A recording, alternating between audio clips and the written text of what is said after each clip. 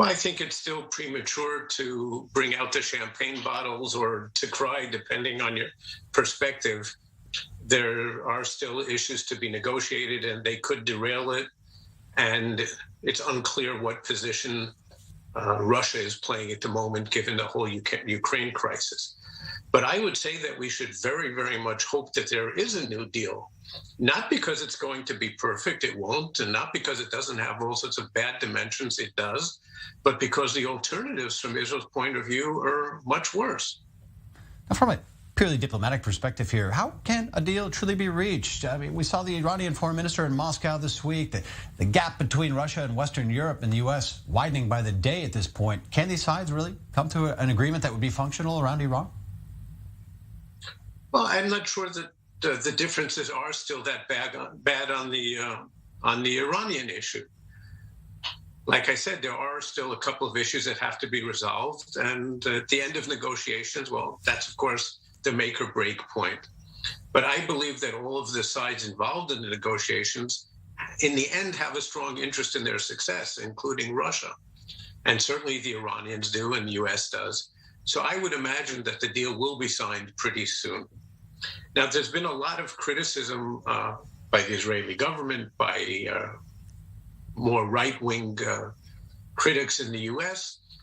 about this deal, and correctly identifying its weaknesses. The truth is it will probably be even a little bit weaker than the 2015 nuclear deal, the JCPOA.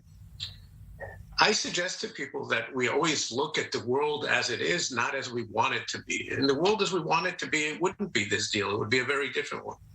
In the world that actually exists, well, what are our alternatives? Sanctions have not done it, just sanctions.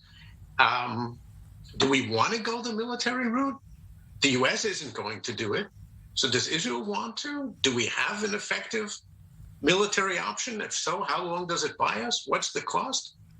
So this deal will give us 4 to 9 years of quiet, because some of it starts coming off in 4 years, a little piece even before that. By Israeli standards, that's a decent achievement. And really what we'll be doing is kicking the can down the road. Well, best of the bad options. Perhaps it's early to comment, but again, these reports coming out about the Islamic Revolutionary Guard Corps perhaps being taken off the terror list, how might the Biden administration justify that alongside a deal? Well, of course, that would be one of those things that none of us will want to see.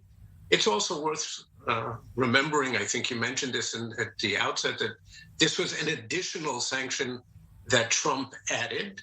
Iran has been on the American terrorist list ever since 1979, after the revolution, or shortly thereafter. So it's not as if Iran will no longer be designated a terror-supporting state or sponsor.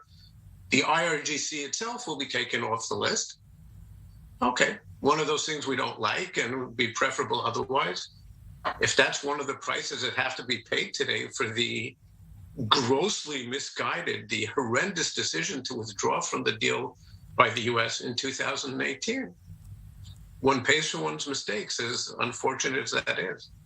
Now, we brought up Israel a few times here, but on Israel and Gulf allies, regional allies versus Iran, and what's really been characterized as a shadow war, but it's been creeping into the light more and more in the last week or two here. Cyber strikes, missiles on Erbil in Iraq. What might that day after a deal look like? Is this a chapter leading up to a deal that might quiet down, or are we likely to see more of this after a deal? Well, I think it's no longer really in the shadows. This war is quite open. It's limited in the sense that neither side takes credit for it. And so far, it hasn't been that escalatory. It's more tit for tat. And we've seen just in the last week what was the broadest cyber attack to date against Israeli government websites. Actually, it turned out that the effect was quite minimal. They were taken down for a few minutes, not more. There's now maybe it's juicier. It's more just the idea that the Mossad wife's, the head of the Mossad's wife's cell phone was hacked. The Iranians are responding a lot to what we do, or at least what's been attributed to us. In the last week, it came out that Israel destroyed a significant percentage of the Iranian UAV force, the unmanned aerial vehicle force. That's a really successful, very important attack, assuming that we really are the ones behind it. The Iranians claim that we're behind an attempt, a failed attempt, to attack the Fordo nuclear facility, the most sensitive one they have.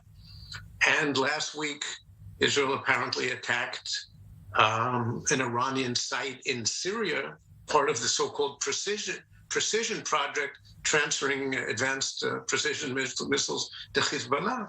So it's an ongoing thing.